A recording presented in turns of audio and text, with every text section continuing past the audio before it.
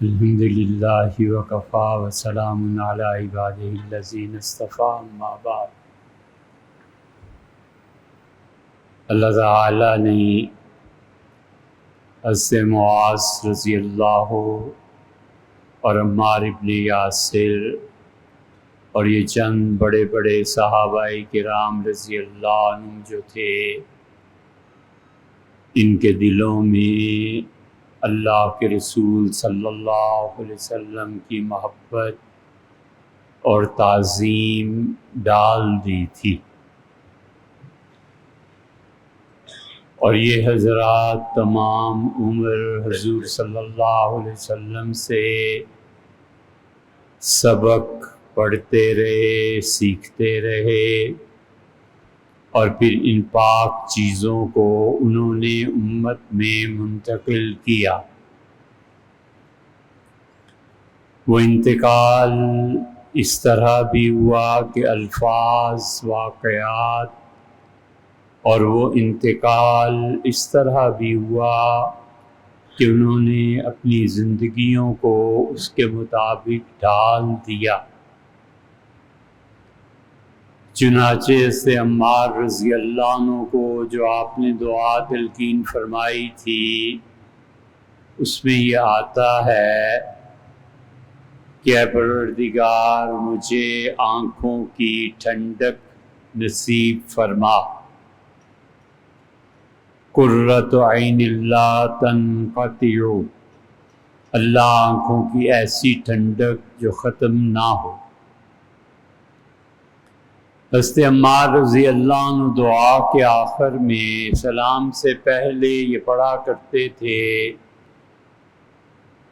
درود کے اور سلام کے درمیان۔ محدثین نے اس کی شرح کی ہے کہ حضور صلی اللہ علیہ وسلم نے یہ جو فرمایا کہ اللہ سے مانگو کہ اللہ تعالیٰ تمہاری آنکھوں کی ٹھنڈک کو قائم رکھے، اس سے مراد کیا ہے؟ اور پھر وہ اس کی تفصیل میں گئے ہیں اور انہوں نے کہا کہ آنکھوں کی ٹھنڈک ایک وہ ہے جو قرآن بیان کرتا ہے، اور ایک وہ ہے جو رسول اللہ صلی اللہ علیہ وسلم نے خود ارشاد فرمائی، اور وہ دونوں ہی مراد ہو سکتی ہیں۔ اللہ تعالیٰ نے قرآن کریم میں سورہ فرقان کا آخری رکوع جو نازل فرمایا ہے، اسے یاد کرنا چاہیے۔ بار بار آدمی پڑھتا رہے تو خود ہی یاد ہو جاتا ہے، اور اپنا احتساب کرتے رہنا چاہیے کہ قرآن کی یہ جو آیات ہیں میں ان پہ پورا اترتا ہوں یا نہیں۔ کامیاب وہ شخص ہے جو اپنا احتساب کرے، اپنا حساب کرے، اور اس طرح حساب کرے جیسے وہ کسی بے رحم جج کی عدالت میں آ گیا ہے اور جرم اس کا سنگین ہے۔ اب جو کچھ عدالت اس کے ساتھ کرے گی، آج میں اپنے نفس کے ساتھ کروں تاکہ اللہ کے ہاں نجات پاؤں۔ بڑی بے رحمی سے اپنے ساتھ انصاف کرنا چاہیے۔ جو اپنے نفس پہ مہربان ہوتا ہے اور اپنے متعلق احتساب نہیں کرتا، قیامت میں اسے سختی کا سامنا کرنا پڑے گا، اور اللہ کے یہاں کسی گواہ کی ضرورت نہیں ہے، اگرچہ گواہ ہوں گے مگر خدا خود ہی سب کچھ جانتا ہے، اور اس کے فرشتے بھی گواہ ہو جائیں گے۔ اس لیے سورہ الفرقان 19واں پارہ جہاں سے شروع ہوتا ہے، یہ 18ویں پارے کے آخر سے شروع ہوتی ہے اور 19ویں پارے کے آغاز میں ہی مکمل ہو جاتی ہے۔ اس میں اللہ تعالیٰ نے ایک عنوان قائم فرمایا ہے کہ وہ عباد الرحمن، اور رحمان کے بندے کون ہوتے ہیں۔ اور سب سے پہلے کہا ہے کہ یمشون علی الارض ہونا، ان کی چال دیکھو کہ وہ زمین پہ چلتے کیسے ہیں۔ ایک عاجز آدمی کی چال میں، ایک متکبر کی چال میں، ایک شراب پینے والے کی چال میں، ایک پولیس والے کی چال میں، ایک عام سادہ شریف شہری کے چال چلن میں بڑا فرق ہوتا ہے، اور اہل نظر دیکھ کے پہچان جاتے ہیں کہ اس کی چال ہی بتاتی ہے کہ یہ شریر ہے، بچو اس کی چال ہی بتاتی ہے کہ بیچارہ سیدھا سادہ ہے، اسے دھوکہ دیا جا سکتا ہے تو دھوکہ دینے والے دے بھی دیتے ہیں، اور اللہ کا خوف ہو تو ڈرتے ہیں کہ یار یہ تو سیدھا ہے، اس کو کیا لوٹنا۔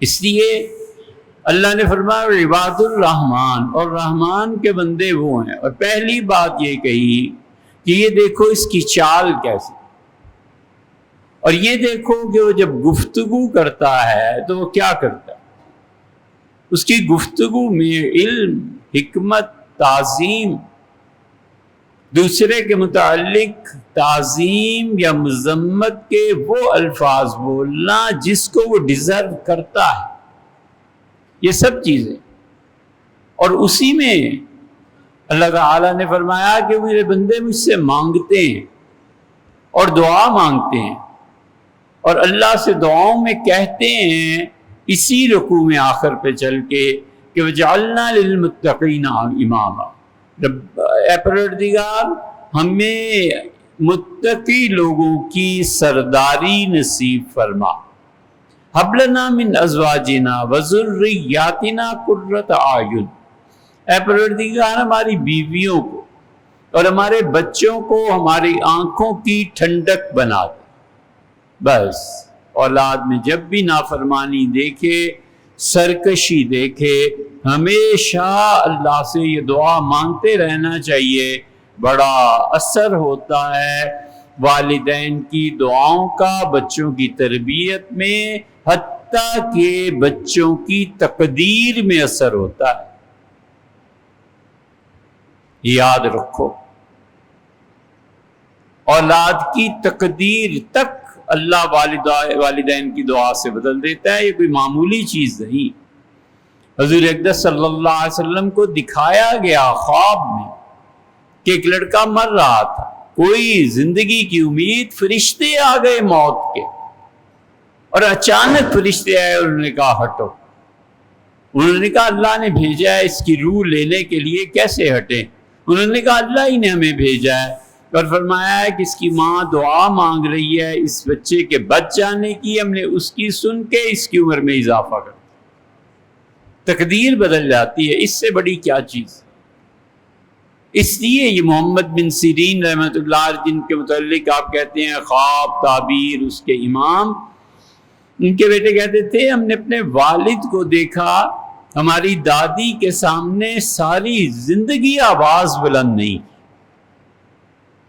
ایک مرتبہ بھی ایسے نہیں ہوا کہ ہمارے والد کی آواز ہماری دادی کی آواز سے اونچی ہو گئی ہو، اور جب وہ ہوتے تھے والدہ کے پاس تو سہم جاتے تھے جسے پتہ نہیں کیا ہو گیا ہے، اور ماں کے ساتھ ہونٹوں سے کان لگا دیتے تھے، بار بار کہتے تھے امی جو آپ فرمائیں، جو آپ حکم کریں، جو آپ کہیں گی وہی ہو۔ یہ ایسے ہی نہیں اللہ نے اتنے بڑے بڑے مقامات دے دی کہ آج 1500 سال کے بعد ہی ہم کہتے ہیں اللہ کی رحمت اس شخص پہ، یہ سب وہ سلسلہ چلتا ہے، لیکن افسوس کہ ہم اپنے جذبات میں ان میں بہ کے کچھ کا کچھ کر بیٹھتے ہیں، دونوں طرف سے زیادتی، والدین سے بھی کبھی ہو جاتی ہے، کبھی بچوں سے ہو جاتی ہے۔ اللہ نے کہا ہے کہ مجھ سے دعا مانگا کرو کہ ربنا ہب لنا من ازواجنا وذریاتنا قرۃ اعین، اللہ ہماری آنکھوں کی ٹھنڈک بنا دے، ہماری بیویوں کو بھی اور ہماری اولاد کو بھی۔ تو یہ جو آنکھوں کی ٹھنڈک کی دعا رسول اللہ صلی اللہ علیہ وسلم بتائی ہے کہ سلام سے پہلے مانگا کرو، آنکھوں کی ٹھنڈک، والدین کے ساتھ تعلق، والدین کے لیے آنکھوں کی ٹھنڈک بن جانا کہ ماں باپ اپنی اولاد کو دیکھ کر خوش ہوں، بس یہ بہت بڑی بات، انہیں پتا ہو کہ اس سے مجھے تکلیف نہیں ملی، اور جو ہو چکا اس کی تلافی کا کام کر۔ حضور اقدس صلی اللہ علیہ وسلم سے ایک آدمی نے پوچھا تھا کہ اللہ کے رسول جب والدین زندہ تھے تو میں بہت نافرمان تھا ان کا، اب وہ چلے گئے دنیا سے، میں کیا کروں؟ تو آپ نے فرمایا ان کے لیے دعا مانگتے رہنا حتیٰ کہ تمہارا دل گواہی دے کہ تم نے ان کا حق ادا کر۔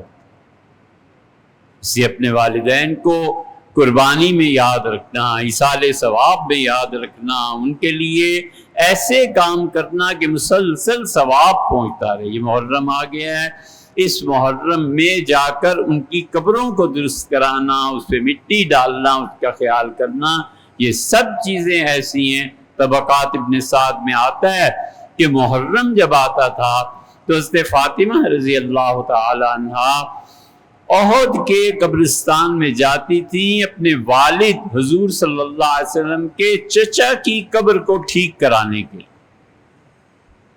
3-4 میل کا فاصلہ ہے، 3-4 میل آتے ہوئے 6-8 میل بن گئے نا، اتنی دیر وہ گھر میں نہ رہیں تو کیسے ہو سکتا ہے کہ سیدنا علی اور حضور صلی اللہ علیہ وسلم کو پتہ نہ چلے کہ بیٹی کہاں گئی، بیوی کہاں گئی؟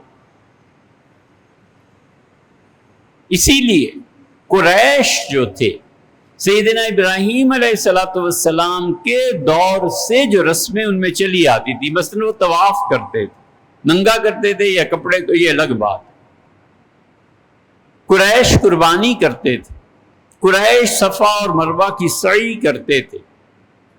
ان میں سے ایک چیز شروع سے چلی آتی تھی کہ محرم میں اپنے بڑوں کی قبروں پہ جانا، اس کا خیال کرنا، مٹی ڈلوانا، یہ ساری قدیم رسمیں تھیں اور شریعت سے بھی یہ ثابت ہے۔ اس لیے اللہ سے دعا کرنا کہ وجعلنا للمتقین اماما، اللہ ہمارے بچوں کو اتنا اچھا کر دے کہ میں ان کی قیادت پہ فائز ہو جاؤں، میں ان کی امامت پر فائز ہو جاؤں۔ تو ایک چیز تو یہ سکھا دی کہ مجھ سے ہمیشہ دعا مانگا کرو کہ تم اپنے گھر میں بڑے بن جاؤ، اور بڑا بننا میاں ایسا آسان نہیں ہے۔ یاد رکھنا، یہ بڑا بننے کی ہرس ہوتی ہے نا، بڑا بن جاؤں، 4 آدمی میری بات سنے مانے، یہ وہ، یہ بہت مہنگا پڑتا ہے، اتنا مہنگا پڑتا ہے کہ رسول اللہ صلی اللہ علیہ وسلم کی زندگی کا عظیم ترین واقعات میں سے ایک واقعہ پیش آیا اور آپ کو معراج میں لے جایا گیا اور آپ سے امامت کرائی گئی۔ تمام انبیاء علیہ السلام پیچھے کھڑے تھے، بیت المقدس میں کھڑے ہو کے بیت اللہ کی طرف منہ کر کے نماز پڑھانے پہ کہ بتایا گیا کہ اب امت کی امامت اور آپ کی امامت پوری دنیا میں آپ ہی رہیں گے، اب کوئی امامت نہیں آپ کے بعد۔ یہ الگ بات ہے کہ امت نے اپنے ہاتھوں سے اسے کھو دیا ہے، لیکن اتنی بڑی تبدیلی تھی یہ۔ اس تبدیلی پہ حضور صلی اللہ علیہ وسلم نے فرمایا، میں جب گیا تو معراج میں آسمان پہ پہنچتے ہی 3 پیالے میرے سامنے رکھ دیے گئے۔ مجھ سے کہا گیا کہ یہ شراب ہے، پی لیں، شہد ہے، اسے چکھ لیں، یا دودھ ہے، اس سے پی لیں۔ اور جبریل امین دیکھتے رہے کہ میں کیا کرتا ہوں، تو میں نے دودھ کو چن لیا اور ان کا الحمدللہ الذی ہداک للفطرہ، اللہ کے رسول آپ نے جو صحیح ترین انتخاب فرمایا ہے اس اللہ کا شکر ہے جس نے آپ کو توفیق بخشی ہے۔ لو اخترت ھذا، اگر یہ شراب آپ چن لیتے نا، لغوت امتوں کا، آپ کی امت کے کروڑوں اربوں آدمی گمراہ ہو جاتے، سب شرابی ہوتے۔ یہ بڑوں کے انتخاب کا اثر چھوٹوں پر پڑتا ہے۔ جو آدمی اپنی اولاد کے لیے جو چاہتا ہے اس کو اختیار ہے، لیکن اسے سوچنا چاہیے کہ بڑا بننا اتنا آسان نہیں ہے۔ میں جو کچھ اپنی اولاد کو لے کے دے رہا ہوں، جہاں وزٹس کرا رہا ہوں، جس تہذیب کو سکھا رہا ہوں، جس طرح میں انہیں ڈیل کر رہا ہوں، یہ سارا اثر میرا ان پر جا کر پڑے گا۔ جو خود میں کرتوت کر رہا ہوں میرے بچوں کو اس میں سے حصہ مل جائے گا۔ اس لیے سوچ سمجھ کے بڑا بننا ہوتا ہے۔ اس لیے فرمایا کہ وجعلنا للمتقین اماما، اللہ متقی لوگوں کی امامت مجھے دے۔ اور جب قومی ملکی افراد کا مجموعہ ہی متقی نہ رہے تو ان کا امام کہاں سے متقی آ جائے گا؟ بادشاہ سلامت ٹھیک، صدر ٹھیک، جو تم خود کیا ہو میاں؟ شیخ ایسے ہوں جیسے حضرت عبدالقادر جیلانی رحمۃ اللہ علیہ، بیعت کریں گے حضرت جنید بغدادی رحمۃ اللہ علیہ، اور خود کیا ہو میاں؟ تو اس لیے اللہ نے اس پہ زور دیا کہ امامت ملے متقیوں کی تمہیں، جو پرہیزگاروں ان کے تم امام بن جاؤ، بڑا فرق پڑ جاتا ہے۔ انسان کا دل زندہ ہونا، تو اس کا تجربہ کرنا بچوں کو بھی زندگی میں، متقی امام کے پیچھے نماز پڑھنے سے دل کی جو کیفیت بدلتی ہے وہ ایک عام آدمی کی امامت سے نہیں بدلتی، بڑا فرق پڑ جاتا۔ پرہیزگار نمازی ہونا تو ایک نماز میں ہی سمجھ جاتا ہے کہ مسئلہ یہاں کا کچھ اور۔ یہ اسی لیے ہوتا ہے کہ مقتدیوں کا اثر امام کے دل پر پڑتا ہے۔ حضرت رسالت میں آپ صلی اللہ علیہ وسلم فجر پڑھا رہے تھے اور سورہ روم کی تلاوت فرما رہے تھے، ایک دم تلاوت چھوڑ کے رکوع میں چلے۔ حضرت سعد رضی اللہ عنہ کہتے ہیں کہ میں اس دن دیر سے پہنچا تھا اور میں وضو کر رہا تھا، تو رسول اللہ صلی اللہ علیہ وسلم نے چہرہ مبارک ہماری طرف پھیرا اور فرمایا کیا ہو گیا ہے لوگوں کو؟ میں جلدی جلدی وضو کر رہا تھا، تو فرمایا لوگوں کو کیا ہو گیا ہے؟ وضو ٹھیک نہیں کرتے اور ان کا اثر میری نماز پہ جا کے پڑتا ہے۔ اس لیے جیسے امام ایسے مقتدی، اور جیسے مقتدی ویسا ان کا امام، جیسے فرشتے ویسی روحیں، یہ سب ایکسچینج ہوتا رہتا ہے۔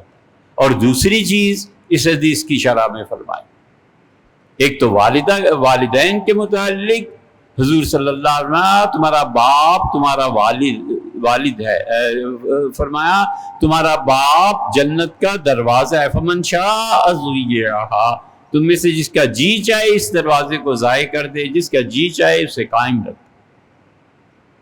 ہمارے یہاں مشرق میں ماں کا اتنا عظیم تصور کسی حد تک ٹھیک ہے، لیکن اس کا یہ مطلب نہیں ہے کہ باپ کی عظمت کچھ کم ہے، یہ باپ کوئی چیز نہیں ہوتا۔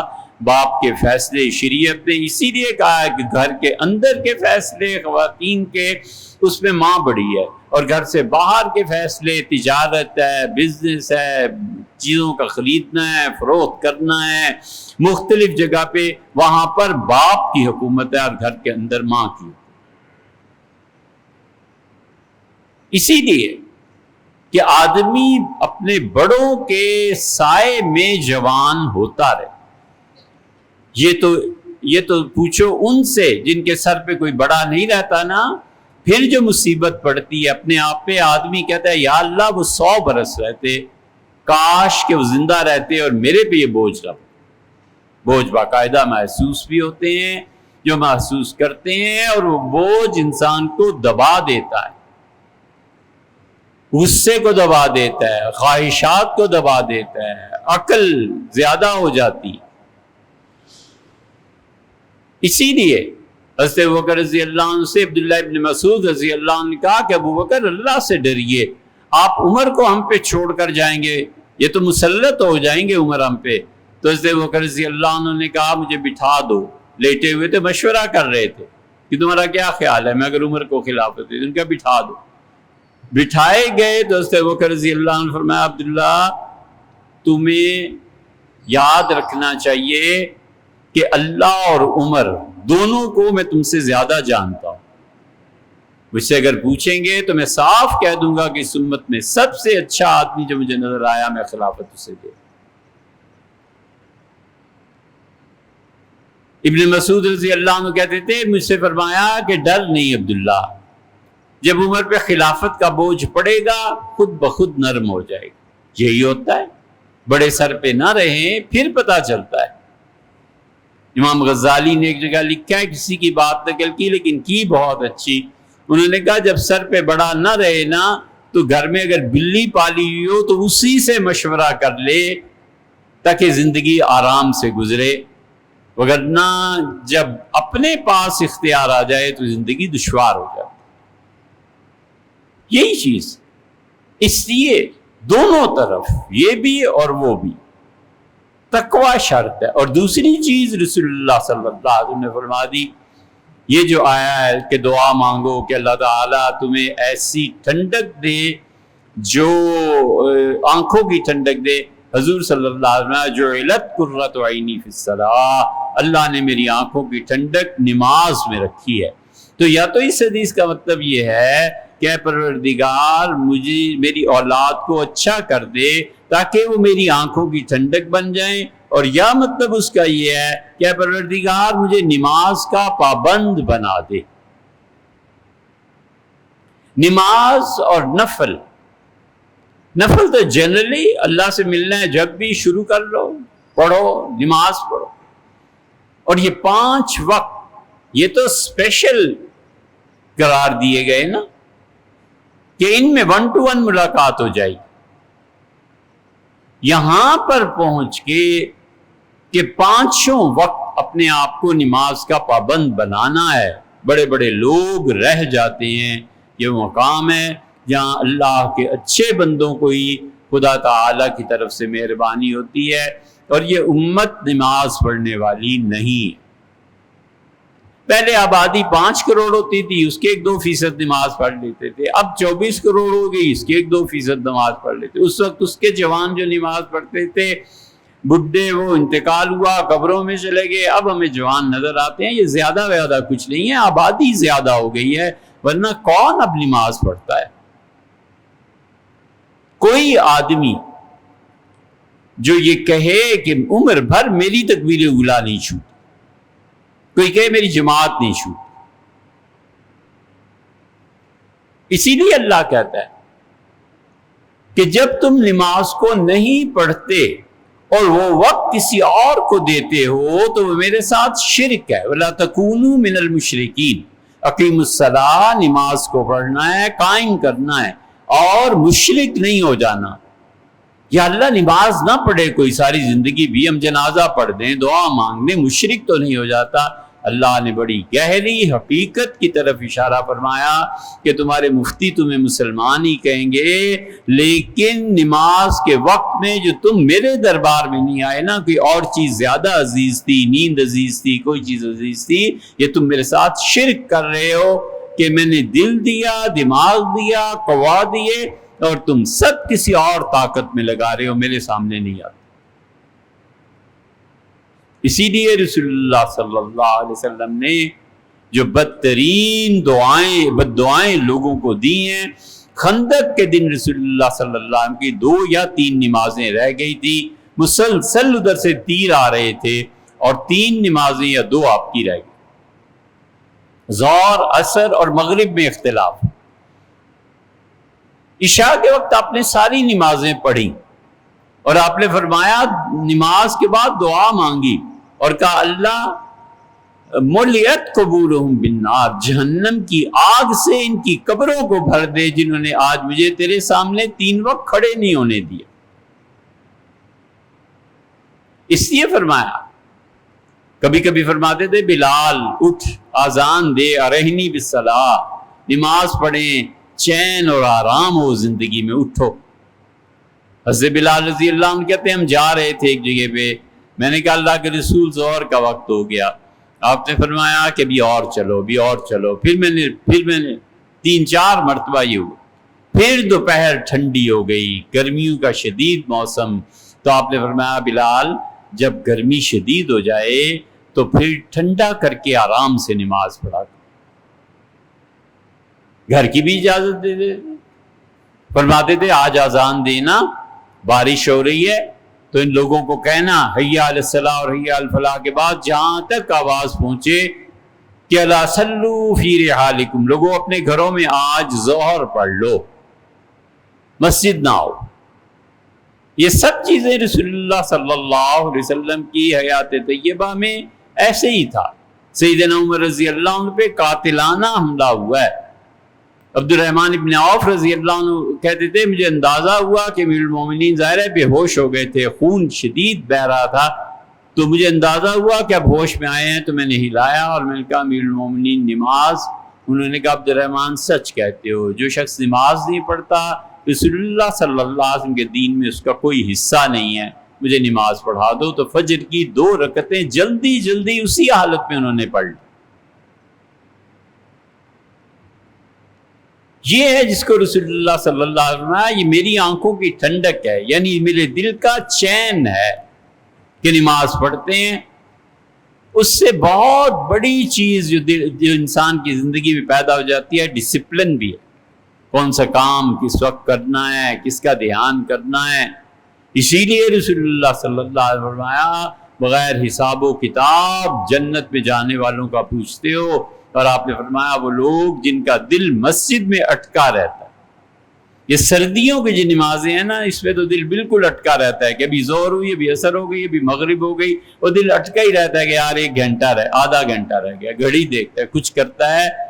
تو یہ چیز اسی لیے فرمایا کہ جب تم کسی آدمی کو دیکھو کہ مسجد کی خدمت میں لگا ہوا ہے، لوگوں اس کے ایمان کی گواہی دینا۔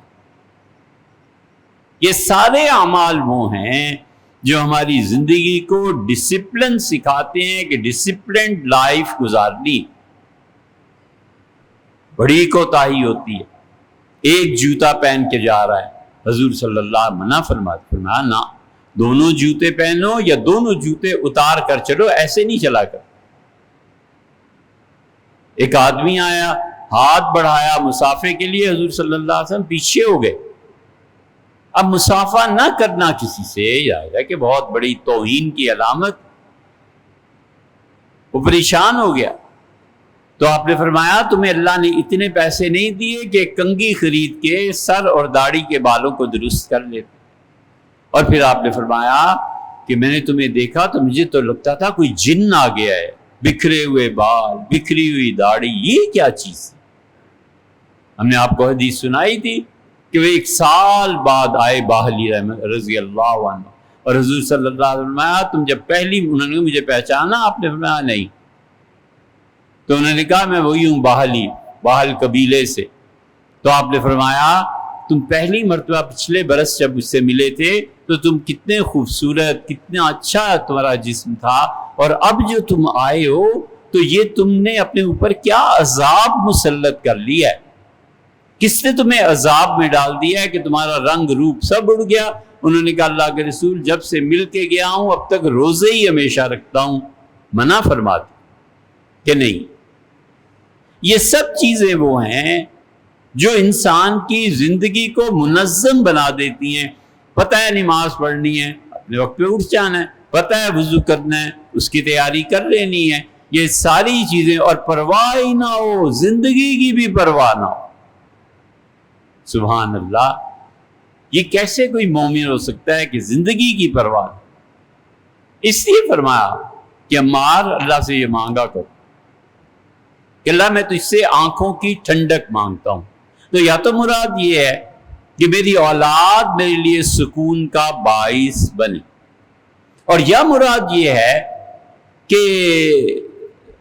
میں ہمیشہ نماز پابندی وقت کے ساتھ جماعت کے ساتھ پڑھتا رہوں، اور دونوں بھی ہو سکتی ہیں، بہت سی چیزیں ہو سکتی ہیں۔ تو یہ سے عمار رضی اللہ عنہ کی دعا جو ہے ہمیشہ یاد رکھنی چاہیے، کرنی چاہیے، اور سلام سے پہلے اللہ سے ہمیشہ مانگتے رہنا چاہیے۔